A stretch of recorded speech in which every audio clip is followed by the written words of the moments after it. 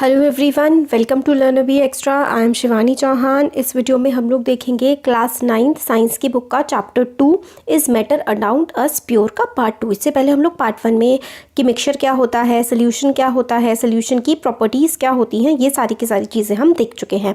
अब इस वीडियो में हम लोग देखते हैं कंसनट्रेशन ऑफ अ सोल्यूशन। तो देखिए कंसनट्रेशन क्या होता है किसी भी सोल्यूशन का। तो इसमें क्या होता है ना कि कंसनट्रेशन होता है जैसे कि पानी है आपका, ठीक है। पानी को हम लोग नॉर्मल जो होता है, अगर हम नॉर्मल पानी में हम चीनी मिला दें, ठीक है, तो चीनी और पानी का जो बनेगा वो एक सॉल्यूशन बन जाएगा, है ना। चीनी और पानी का क्या बन जाता है, सॉल्यूशन बन जाता है। तो अब सॉल्यूशन में ना दो चीज़ें होती हैं, एक होता है सॉल्यूट, ठीक है, और एक होता है सॉल्वेंट। एक सॉल्यूट होता है और एक सॉल्वेंट होता है। तो सॉल्यूट होता है जिसको घोला जाता है, यानी कि शुगर, हमारे केस में जो हमने लिया है चीनी या शुगर जो है वो सॉल्वेंट है, सॉल्यूट है। और सॉल्वेंट होता है जिसमें घोला जाता है, यानी कि जो आपका वाटर है ना वो सॉल्वेंट का काम करता है। तो एक्टिविटी में देखने की भी इतनी हमें ज़रूरत नहीं है। तो हम लोग को क्या समझ में आता है, हम लोगों ने 2.2 की एक्टिविटी देखी थी कि मतलब जितना ज़्यादा आप लोग सॉल्यूट डालेंगे, ठीक है, उतना ही ज़्यादा कंसंट्रेशन हो जाएगा। अब जैसे कि आपने क्या लिया हुआ है, शुगर लिया है और आपने उसको पानी में मिला दिया है, तो आपका एक सॉल्यूशन बन जाएगा। शुगर जो है ना, शुगर सॉल्यूट है इस केस में, और वाटर सॉल्वेंट है, ठीक है। सॉल्वेंट में सॉल्यूट को मिलाया जाता है। सॉल्वेंट होता है जिस चीज़ में आप कुछ घोल रहे हैं, जिस चीज़ में आप घोल रहे होते हैं ना कुछ, उसको हम सॉल्वेंट बोलते हैं, ठीक है। और जिसको घोला जाता है, जिसको मिलाया जाता है, वो सॉल्यूट होता है, ठीक है। सॉल्यूट करते हैं हम उसे, ठीक हो गया। अब क्या होता है, डाइल्यूट सॉल्यूशन क्या होता है, ऐसा सॉल्यूशन जिसमें सॉल्वेंट ज़्यादा हो और सॉल्यूट कम हो। मतलब सॉल्वेंट काफ़ी ज़्यादा है, सॉल्यूट की जो अमाउंट है ना वो काफ़ी ज़्यादा कम है। तो आप समझ लीजिए कि वाटर का अमाउंट ज़्यादा है, ऐसा भी कह सकते हैं। तो ऐसा सॉल्यूशन डाइल्यूट सॉल्यूशन होता है। और जिसमें सॉल्यूट ज़्यादा होता है ना वो कंसनट्रेटेड सॉल्यूशन होता है। तो यहाँ पे देखिए, depending upon the amount of solute present in a solution in it is called to be dilute, concentrated और saturated solution, ठीक है। तो ऐसा हम लोग जो सॉल्यूट का अमाउंट है हमारे चीनी, और अगर हम पानी का एग्जांपल लें तो उसमें चीनी सॉल्यूट है, तो अगर चीनी काफ़ी कम मात्रा में है और पानी ज़्यादा मात्रा में है तो ऐसा सॉल्यूशन डाइल्यूट कहलाता है। और फिर अगर ये हमारा सॉल्यूशन डाइल्यूट कहलाएगा अगर चीनी कम मात्रा में है और पानी जो है वो ज़्यादा मात्रा में है। सेकंड पॉइंट, अगर सॉल्यूशन कंसनट्रेटेड है ना अगर सॉल्यूशन, तो उसमें सॉल्यूट या फिर आप हमारे केस में चीनी कह सकते हैं, शुगर ज़्यादा अमाउंट में है वाटर से, ठीक है। मतलब ज़्यादा अमाउंट में नहीं है, मतलब आप ऐसा भी कह सकते हैं कि काफ़ी ज़्यादा अमाउंट में, पहले वाले से ज़्यादा है। कंसनट्रेटेड, सैचुरेटेड का मतलब होता है कि अब पानी में और ज़्यादा चीनी घुल ही नहीं सकती है उस पर्टिकुलर टेम्परेचर पे। मतलब आप टेम्परेचर बढ़ा देंगे तो फिर भाई मॉलिक्यूल्स दूर चले जाएंगे और स्पेस बन जाएगा, चीनी ऐड हो जाएगी। बट अगर आप लोग टेम्परेचर नहीं बढ़ा रहे हैं, प्रेशर वगैरह की कंडीशन सेम रख रहे हैं, तो अगर और ज़्यादा चीनी ना घोल पाएँ तो इस तरीके के सोल्यूशन को हम लोग सैचुरेटेड सोल्यूशन कहते हैं। सैचुरेट हो चुका है मतलब अब इसमें और ज़्यादा नहीं मिलाया जा सकता, ठीक है। Dilute and concentrative are comparative terms, ठीक है। कंपैरेटिव, डाइल्यूट और कंसनट्रेटेड जो है ना, डाइल्यूट, ठीक है, डाइल्यूट हो गया, और कंसनट्रेटेड कंपैरिजन होता है। मतलब डाइल्यूट में हम लोग अमाउंट हमारा सॉल्यूट का थोड़ा कम होता है, कंसनट्रेटेड में थोड़ा ज़्यादा।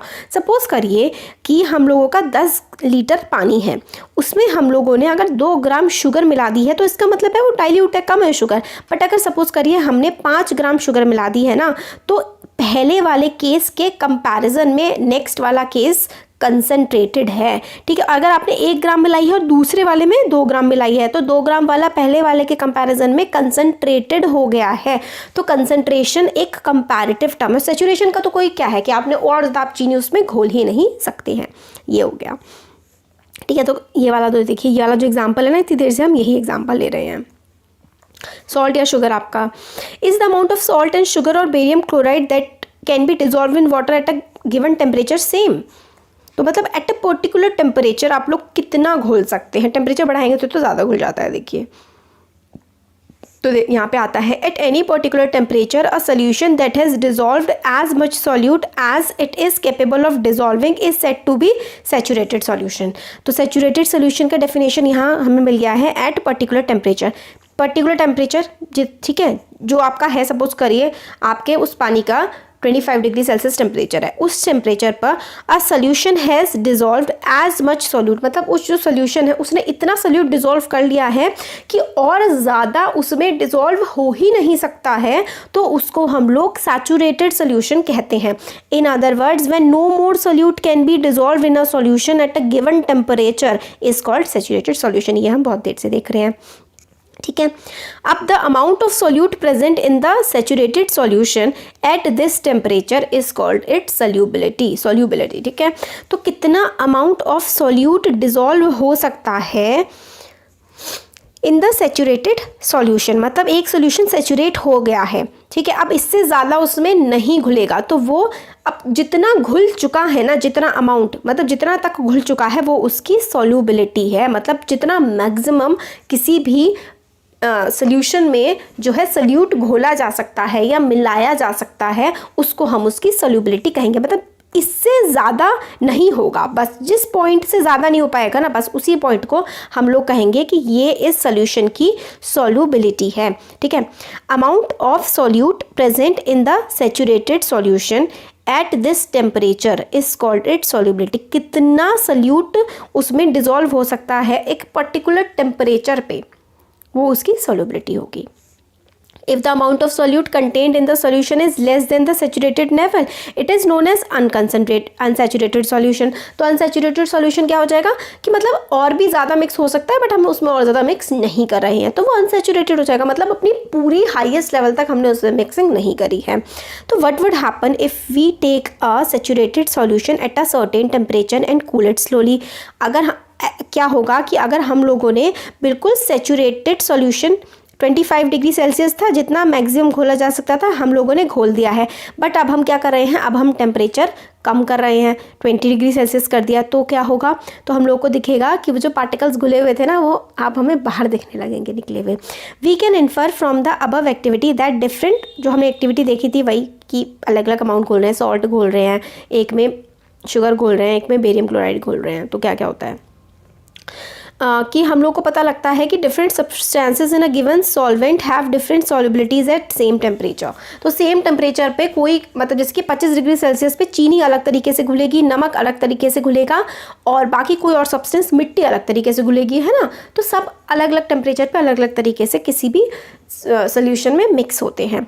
तो एक फॉर्मूला बनता है, देखिए, the concentration of a solution is the amount of solute present in a amount of solution.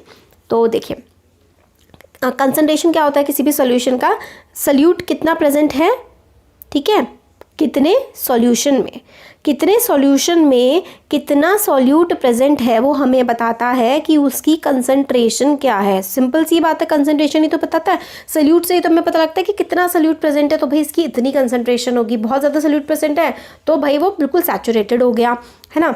तो ये वाली डेफिनेशन भी बहुत इंपॉर्टेंट है। Concentration of solution is the amount, ठीक है, मास और वॉल्यूम, ये बाद में देखेंगे, इंपॉर्टेंट नहीं है इतना। Concentration of a solution is the amount of solute present in a given amount of solution. कितने सॉल्यूशन में कितना सॉल्यूट प्रेजेंट है वो हमें कंसंट्रेशन प्रोवाइड करता है। ये मास और वॉल्यूम का मतलब है, क्योंकि हम लोग जो सॉल्यूट है ना, सॉल्यूट को हम लोग मास में लेते हैं, ठीक है, या फिर हम लोग वॉल्यूम में, यूनिट है। Various ways of expressing the concentration of a solution, ठीक है, हम लोग 3 मेथड देख रहे हैं। Mass by mass percentage of solution.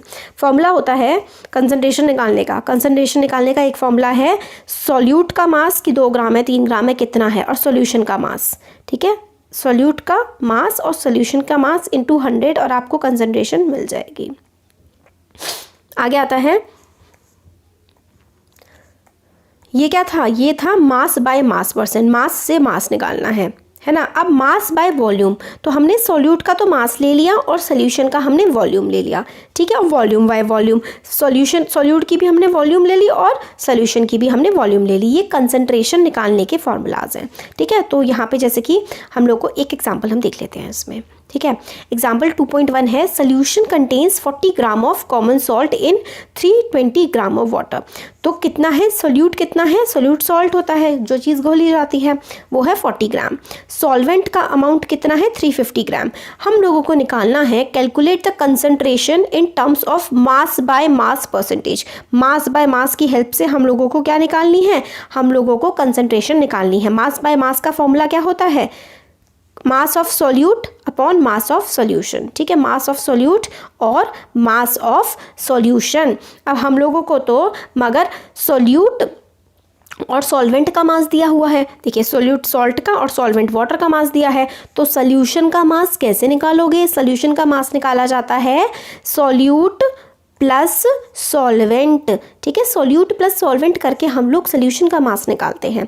तो मास ऑफ सोल्यूशन निकाला जाएगा mass of solute plus mass of solvent. तो 40 प्लस 350, 40 प्लस 350 हम करेंगे तो हमारा 360 आंसर आ जाएगा। अब हमारे पास फॉर्मूला बस फॉर्मूले में रख दो, मास बाय मास से निकालना है। मास ऑफ सॉल्यूट हमें गिवन है 40, मास ऑफ सॉल्यूशन हमने 360 निकाल लिया है। तो कैलकुलेशन करेंगे 40 अपॉन 360 इंटू 100 करेंगे तो 1 0 से 1 0, 4 9 ज़ा 36 और 100 अपॉन 9 तो 11। जब डिवाइड तो आप कर ही लीजिए, 100 अपॉन 9 करेंगे तो 9 1 जा 9 है ना, तो करके हो जाएगा। तो हमने न्यूमेरिकल भी देख लिया। अब हम देखते हैं कि सस्पेंशन क्या होता है। What is suspension. Non homogeneous systems like those obtained by group C. और ग्रुप सी जो था ना, उसने इस तरीके का, सपोज करिए कि आपके पास एक बाल्टी है, उसमें आपने सर्फ भी डाल दिया, उसमें आपने नमक डाल दिया, उसमें आपने चीनी डाल दी, मतलब आपने अलग अलग टाइप की चीज़ें डाल दी हैं। अगर आप अलग अलग टाइप की चीज़ें डाल देते हैं ना, तो आपका नॉन होमोजीनियस सोल्यूशन बन जाता है। बस इसमें यही है, ठीक है।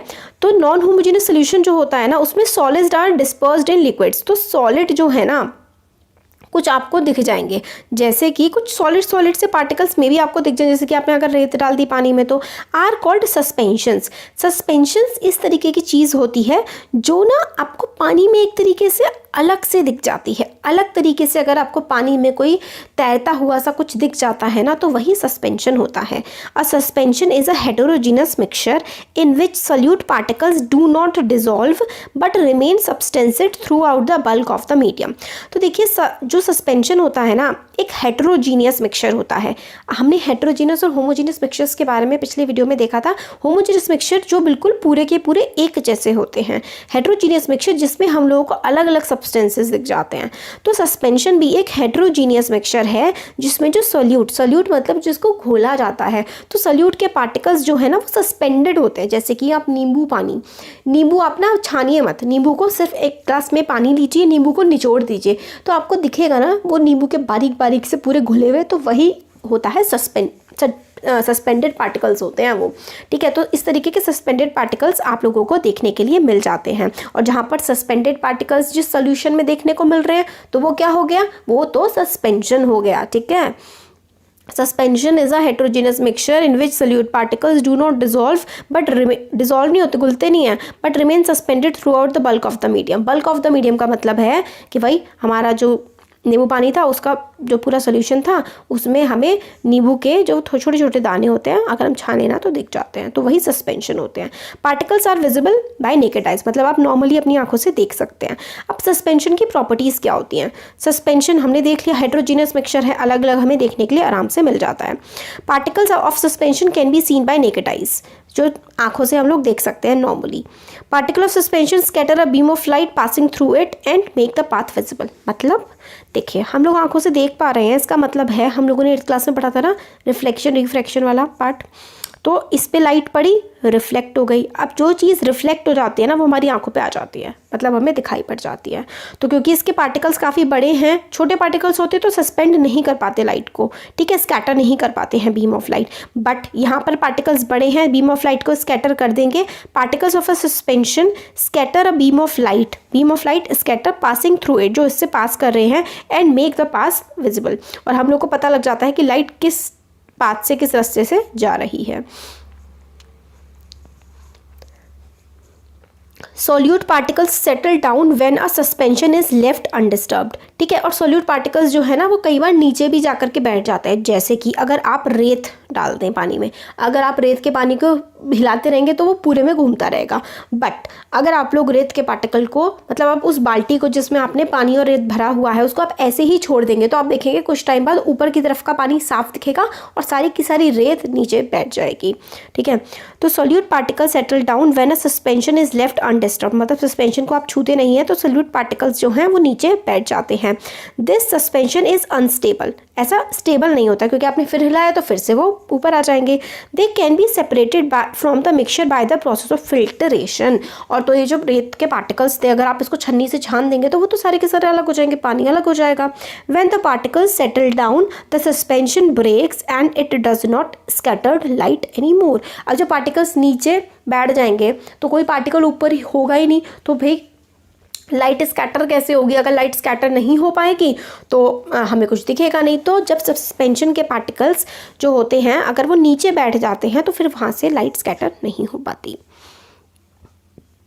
तो क्या था भाई, हेटेरोजीनियस मिक्सचर होता है सस्पेंशन। नेकेड आइट से हम लोग नहीं, मतलब सॉरी, देख सकते हैं स्कैटर बीम ऑफ लाइट और पाथ जो है इसका विजिबल होता है। बट अगर कुछ सस्पेंशन होते हैं अगर उसको अनडिस्टर्ब हम छोड़ देंगे वो नीचे बैठ जाएगा और फिर सस्पेंशन ब्रेक हो जाएगा और स्कैटर लाइट को नहीं कर पाएगा। वही ना, रेत के पार्टिकल सारे नीचे बैठ जाएंगे तो कोई पार्टिकल बचेंगे ही नहीं ताकि जो स्कैटर कर दें बीम ऑफ लाइट को। अब आता है कोलाइडल सोल्यूशन। कोलाइडल सोल्यूशन क्या होता है? Mixture obtained by group D in activity 2.2 is called a colloidal और कोलॉइड और कोलाइडल सोल्यूशन। देखिए कोलॉइडल सोल्यूशन इस टाइप का सोल्यूशन होता है जो थोड़ा सा मतलब धुंधला धुंधला टाइप्स होता है, जैसे कि मान लीजिए इंक है ना। तो the particles of a colloidal are uniformly spread throughout the solution. तो पार्टिकल्स जो होते हैं ना कोलॉइडल सोल्यूशन के वो पूरी तरीके से स्प्रेड होते हैं। जैसे कि आपने पानी में इंक मिला दी तो पूरे के पूरे पानी में आपको इंक दिख रही है, तो वो क्या होते हैं, यूनिफॉर्मली बिल्कुल बराबर बराबर स्प्रेड होते हैं पूरे के पूरे सॉल्यूशन में। Due to the relatively smaller size of particles as compare to that of a suspension mixture appears to be homogeneous, ठीक है। तो due to relatively smaller size of particles, क्योंकि पार्टिकल्स जो है ना वो बहुत ही ज़्यादा ही छोटे होते हैं as compare to suspension. Suspension के पार्टिकल्स तो थोड़े बड़े होते हैं, बट जो कोलॉइडल सोल्यूशन होता है ना इसके पार्टिकल्स काफ़ी ज़्यादा छोटे होते हैं। तो ऐसा मतलब ऐसा लगता है कि बिल्कुल मिले ही हुए हैं, हमें पार्टिकल्स अलग अलग नज़र नहीं आते हैं, इसलिए जो वो होता है ना सोल्यूशन वो हमें होमोजीनियस लगता है। बट एक्चुअली जो कोलॉइडल सोल्यूशन है वो एक हेटेरोजीनियस सोल्यूशन है। एग्जाम्पल मिल्क, एग्जाम्पल अच्छे से याद कर लीजिए, कोलॉइडल सोल्यूशन का एग्जाम्पल मिल्क है और हमें देखने में तो ये होमोजीनियस लगता है बट कोलॉइडल सोल्यूशन होमोजीनियस नहीं होता। Because of the small size of colloidal particles, we cannot see them with naked eyes. Colloidal solution के particles इतने ज़्यादा छोटे होते हैं कि हम उन्हें अपनी naked eyes से, मतलब नंगी आंखों से या फिर बिना माइक्रोस्कोप के हम लोग उनको particles को नहीं देख सकते colloidal solution के। But these particles can easily scatter a beam of visible light, ठीक है। बट colloidal solution हम लोग को आंखों से ना दिखे जब भले ही, बट beam of light को scatter कर देते हैं। इतने बड़े तो होते हैं कि beam of light को scatter कर देते हैं, ठीक हो क्या। अब this scattering of beam of light is called Tyndall effect. अब कोलाइडल बहुत इंपॉर्टेंट है, ये एग्जाम में मतलब फूट फूट के आता है, आप समझ लीजिए बहुत ही ज़्यादा पूछा जाता है। तो इसमें क्या है ना, कोलाइडल सोल्यूशन है। अब जिस कोलाइडल सोल्यूशन में से बीम ऑफ लाइट पास हो जाती है उसको हम लोग टिंडल इफेक्ट कहते हैं। Tyndall effect after the name of the scientist who discover this effect, ठीक हो गया। Tyndall effect can also be observe through when a beam of light enters a room through a small hole. आप देखिए अगर आपके कमरे में बिल्कुल कहीं दूर से छोटी सी आपके होल सा बना हुआ है और धूप की रोशनी मतलब आ रही है, आपको उसमें पार्टिकल्स भी दिख जाते हैं तैरते हुए, तो उसको हम कहते हैं टिंडल इफेक्ट हो रहा है। और जो वो होता है ना जंगलों में ये इफेक्ट बहुत ज़्यादा दिखता है। Due to the scattering of light by particles of dust and smoke in the air, जो आपकी हवा है, हवा में जो स्मोक के डस्ट के पार्टिकल्स हैं उनकी वजह से जो स्कैटरिंग हो रही होती है ना वो हमें बिल्कुल बीम ऑफ लाइट ऐसे करके दिखती है। ये देखिए जैसे ये है ना, ये जो दिख रही है ऐसे ऐसे ऐसे जा रही है ना, यही तो टिंडल इफेक्ट है। इसमें बीम ऑफ लाइट जो हवा में हमारे पार्टिकल्स प्रेजेंट है जैसे कि डस्ट के, है ना, वो स्कैटर कर रहे हैं लाइट को, टिंडल इफेक्ट है। टिंडल effect can be observed when sunlight passes through the canopy of dense forest. Canopy, और कैनोपी का मतलब होता है ऊंचे ऊंचे पेड़ों के बीच में से, जो पत्तों के बीच में से रोशनी बच जाती है, उसमें से जब पास कर रही होता है लाइट, तो हमें टिंडल इफेक्ट देखने के लिए मिलता है। In forest mist contain tiny droplets of water which act as the colloid dispersed in air. तो छोटे छोटे जो पानी के पार्टिकल्स होते हैं ना, वो लाइट को फैलाने का काम कर रहे होते हैं। अब आती है प्रॉपर्टीज़ ऑफ कोलॉइड। हम लोगों ने देख लिया कि ये हेटेरोजीनियस सॉल्यूशन है। साइज़ जो होता है पार्टिकल्स के कोलाइड का काफ़ी छोटा होता है, हम नॉर्मल आइज से नहीं देख सकते, बट कोलाइडल्स इतने तो बड़े होते हैं कि इनमें से बीम ऑफ लाइट तो पास हो जाएगी, ठीक है। तो पाथ जो है ना वो तो विजिबल बन जाता है। Colloids are big enough to scatter a beam of light. Beam of light को स्कैटर कर सकते हैं passing through it and make its path visible. Beam of light जो है वो आराम से पास हो सकती है। They do not settle down when left undisturbed. This is a colloid is quite stable. तो मतलब अगर हम उसको ऐसे ही छोड़ देंगे ना तो उसके पार्टिकल सेटल डाउन नहीं होंगे, जैसे कि सस्पेंशन के हो जाते थे। तो कोलाइडल जो है ना वो काफ़ी स्टेबल होता है, सस्पेंशन जो है ना वो अनस्टेबल होता है। नेक्स्ट पॉइंट है they can not be separated from the mixture by the process of filtration. तो हम लोग देखा था कि सस्पेंशन के जो पार्टिकल्स हैं वो हम फिल्टरेशन से अलग कर सकते हैं, है ना, बट स्पेशल इसके नहीं कर सकते फिल्टरेशन से, बट हम सेंट्रीफ्यूगेशन से कर सकते हैं। Can separate the colloidal particles. तो कोलाइडल पार्टिकल्स सेंट्रीफ्यूगेशन से सेपरेट हो सकते हैं बट फिल्टरेशन से नहीं हो सकते। अभी सेंट्रीफ्यूगेशन वगैरह आगे है चैप्टर में देखेंगे हम। अब देखिए कंपोनेंट्स ऑफ कोलाइड, अब आपको देखेंगे ना ये प्रॉपर्टीज़ ऑफ कोलाइडल सोल्यूशन कितनी ज़्यादा सिमिलर हैं सस्पेंशन से, है ना, थोड़ा बहुत ही डिफरेंस है। Components of colloidal solution are the dispersed phase and the dispersion medium. Components of colloidal solution are the dispersed phase and dispersion medium. मतलब dispersed phase medium चाहिए होता है ना, medium चाहिए होता है कि जहाँ पर से dispersion होगा और कहाँ पर dispersion होगा।